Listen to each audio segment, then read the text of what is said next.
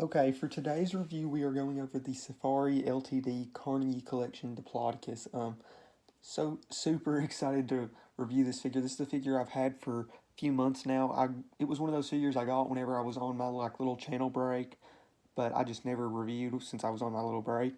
But now that we're back, I'm excited to finally review this figure. This is a figure that I've always wanted to get for a while, and so glad to finally get my hands on. I want to start by thanking you all so much for the support on the return video. I honestly didn't think that video was going to do that good at all. I didn't have a clue how good it would do because, the channel had actually gained subscribers since I'd quit posting videos. But it's just, it'd been a while since I'd uploaded anything, so I didn't have a clue how that video would do. But I just want to thank you all so much for the support on the return video. So I guess I'll put a link to that in the description. But yeah, I just want to thank you all once again so much for the support on the return. And also, I do want to mention for this review, this is the more recent Carnegie Collection Diplodocus. There were two versions. There was an older one that was very outdated, and then they released this one. It was either 2006 or 2008. I've heard both. I think the model says one thing, but it was actually released one year. Whatever it was in that area, the 2006-2008 range. But yeah. I guess we'll just go right into the animal information. So if you haven't seen my individual figure reviews, what I do is I go over some information about the animal. I go over some of my thoughts about the figure itself. Then I go over just some more stuff about the animal, and then that's pretty much the video. But yeah, going over some information about the animal. I'm assuming that this species for this figure is Carnegie. There's a few different species of Diplodocus. Some have been questioned whether or not they should be a valid species, but Carnegie is definitely a valid species, and I definitely assume that this is what the figure is because Diplodocus carnegie is the species named after Andrew Carnegie, or the Carnegie Museum, and this is the Carnegie Collection. So I assume that this model is based off the Diplodocus carnegie. And also one thing about Diplodocus, the species, the dinosaur Supersaurus. Or no, not Supersaurus. Seismosaurus was once considered its own dinosaur, but now it's actually considered Diplodocus. So Diplodocus does have some variation in the group. And then there's one little thing that I've noticed. I think in this figure they might have just got it wrong. I don't know if this is something that we know for sure should be on Diplodocus and is just inaccurate with this figure.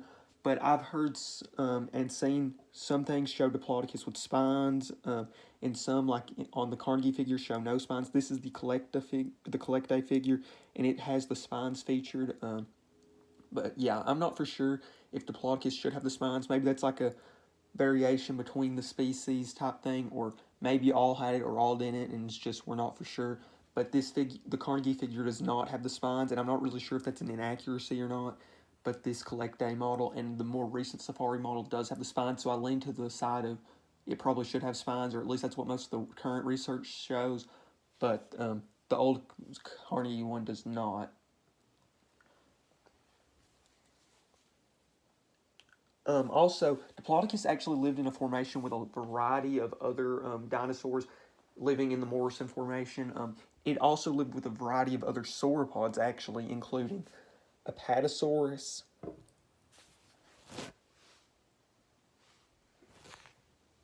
Brachiosaurus, and Camarasaurus or Camarasaurus. Yeah, so all these sauropods actually lived in the exact same formation. So with this many large herbivores, you can tell there's probably a lot of food available. And also, clearly these sauropods all had slightly different niches, or they would have just, outcompeted each other.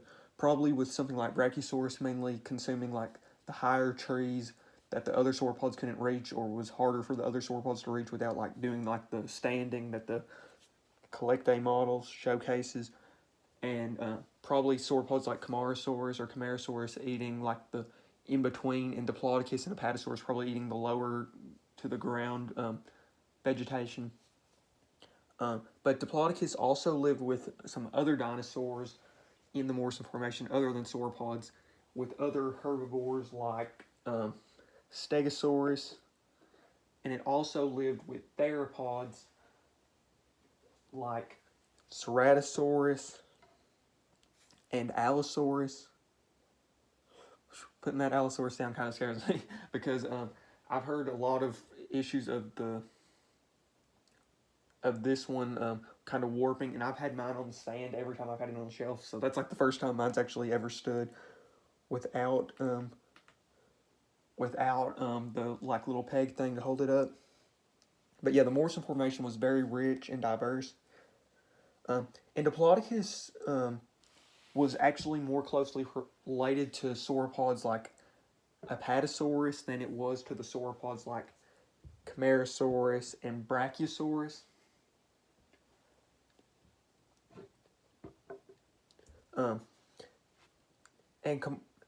Apatosaurus and Diplodocus were both members of, I might butcher the pronunciation, but Diplodocidae.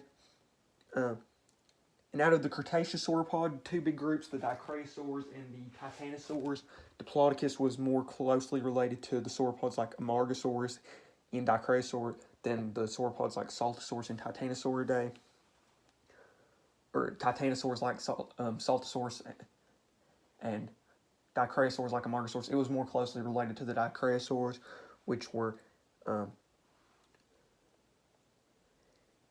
in a group that included them. So all these were different sauropods, but Diplodocus, like I said, is more closely related to Apatosaurus and Amargasaurus than to Camarasaurus and Saltosaurus. And now we're going to get into the figure itself. I really, really love this figure, actually. It's absolutely huge. I mean, you haven't even seen the whole figure yet in this video. It's just that big. I actually haven't measured it, but I've heard it's around 2 feet, and definitely seems that big, if not bigger.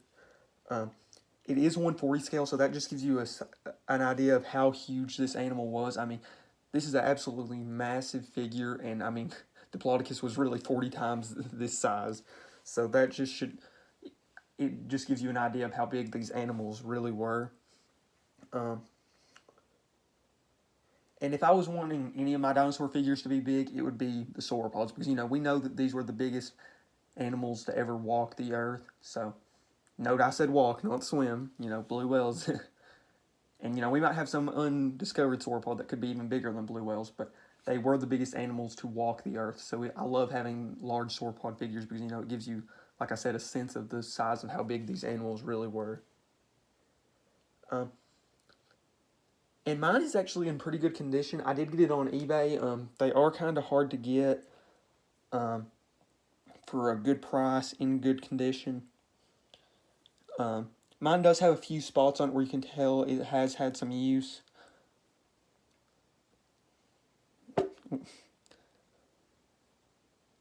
Like, maybe that's not wear. I don't know. This one is in really good condition, though. That's why I was so happy to get it. I got mine for a little over $50 with shipping. I think I made an offer to the seller, though, so I definitely think it's a really great figure. But yeah, it is kind of hard to get. Like I said, I got mine on eBay for a little over $50. I think that's higher than what they retailed at, but we're way past retail for this figure because the Carnegie collection's been retired for almost 10 years now, which is crazy. And like I did mention about the accuracy thing, I don't know about the spines for sure. I would probably lean toward the spines, so that is one thing I would kind of knock on this figure. However, it's not like the biggest deal because I don't think we're 100% certain Diplodocus would have the spines, but I think it is more likely at this point. And the colors, I really like the colors. I like the green. I really love the little blue on the head. I think it really gives it a little something to stand out. In accuracy overall in this figure, there's nothing really horrible, but I have heard a few complaints. Like, some people think it should be a little thicker in some areas, like the base of the neck or the base of the tail, and that the tail should probably be a little bit longer, which I know is kind of crazy, but it actually should be longer. But nothing really that horrible nothing that's so bad that I don't want to put it on a shelf because it's got this big of an inaccuracy. But I definitely really like this figure. And as far as the featured films and documentaries Diplodocus has been in, there's a big reason why a lot of us really love Diplodocus, including myself, being Walking with Dinosaurs, It's the first big sauropod that I can really remember. It and Argentinosaurus both were in those BBC documentaries. Diplodocus being in Walking with Dinosaurs. That's my favorite episode in Walking with Dinosaurs. Probably one of my favorite episodes of anything, but especially of anything including dinosaurs. It's such a memorable episode. I think it's Time of Titans. The one with Diplodocus and Allosaurus, two of my favorite dinosaurs going at it. It's such an amazing episode seeing the growth of Diplodocus and how these animals go from so small to so big, and how it's like just such an interesting story. Definitely recommend seeing it if you haven't. But if you've somehow come across this video and haven't seen Walking with Dinosaurs, I'd be absolutely shocked. But if you haven't seen it, I would definitely recommend watching it. And if you have seen it, I would definitely recommend rewatching it, just because it's such an enjoyable episode. And also, it was featured in When Dinosaurs Roamed America, another documentary that I watched, but I didn't like as much as Walking with Dinosaurs. But I mean, Walking with Dinosaurs, it's the dinosaur documentary. Prehistoric Planet has been really, really good. I still haven't watched season 2 yet, but I still think Walking with Dinosaurs is the dinosaur documentary that whenever you think of dinosaur documentaries, that's the one you think of. And for most people around my age, that's probably the one you're going to keep thinking of. But Prehistoric Planet's definitely giving it a good little run for its money, I will say. And yeah, I absolutely love this figure. And this was like one of those Carnegie figures that whenever I started recollecting dinosaur figures, I was like, this is one that I really, really want to get. So whenever I had the chance to get it, I knew I had to get it. And I would definitely recommend getting this if you're a dinosaur fan that likes Diplodocus or likes the Carnegie collection. It's such an awesome figure, so if you want it, I would definitely recommend trying to get it, especially if you can get it in good condition for a good price. But now we're going to go over the featured figures in this video. So obviously, this is the Safari Ltd Carnegie collection Diplodocus in all of its size and glory. I guess we'll go by the other Carnegie figures. So this is the Carnegie collection Saltosaurus. This was one I got on eBay. Has a little mess up on the tail. Looks like it might have gotten attacked by another dinosaur. Then we have the Carnegie collection Amargasaurus. Then we have the Carnegie collection Camarasaurus or Camarasaurus.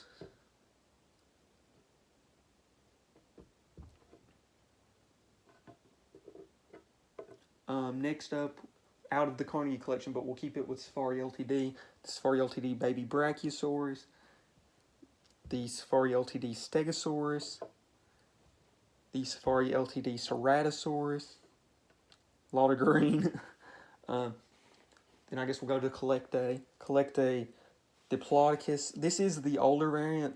I think they actually retired the newer one but kept the older one because it's just such a better looking one to me. The newer one's like a brownish grayish color, and then this one's the green with the red tip on its head. I definitely love this one, especially as like a male Diplodocus. That figure also has a little bit of trouble of staying on the screen. Then we have the Schleich Apatosaurus, and then finally the PNSO Allosaurus. And this time we're actually going to use the little stand peg thing because it scares me to death. Not having it. Well, and I do want to mention one little quick thing about PNSO. Oh, Lord. That scared me to death. Yeah, I'm definitely just going to hold him for now. Yeah, as you can see, it definitely has some warping issues. On PNSO, though, PNSO has released some really, really good theropods since the last time I think I've talked about them. I can't remember if the Mapusaurus and Meraxes were released at the time, but I really love those figures, and I really love the two new released Tyrannosaurs, the Lythronax and the Daspletosaurus. Definitely might pick up that Lythronax or the Mapusaurus or the Meraxes. I really like all those figures, and I definitely plan on getting some more PNSO figures in the future because I really love them. And I definitely need to review some of these PNSO figures. I've got the Tarbosaurus, the Allosaurus, the Lambeosaurus, and the Ankylosaurus, and the Sauropelta, and I just haven't got around to reviewing them yet. But I've got a few more reviews that I need to do, but then I definitely plan on reviewing some of these PNSO figures because I really, really love them. But yeah, thank you all so much for watching, and like I said, this Carnegie collection Diplodocus is an amazing figure, and I would definitely recommend picking it up if you get the chance.